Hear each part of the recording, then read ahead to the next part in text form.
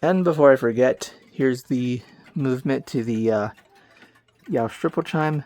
Well, the replacement movement that is, but still is. Jauch. There's the chime side.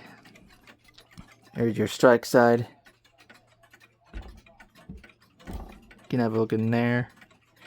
But yeah, overall this movement, like I said in the other video, is in way better condition. There's no rust or tarnish, so that's a win-win. Besides some few worn out parts right there, like the anchor escapement and the actual escapement wheel itself, like I said in the other video. But other than that, the whole clock works fine, as you can see right now. There's the side of the movement right there. Then here's let's see, there's the other side. A little bit of the front right there. You can't really see it though, but that's a little bit right there.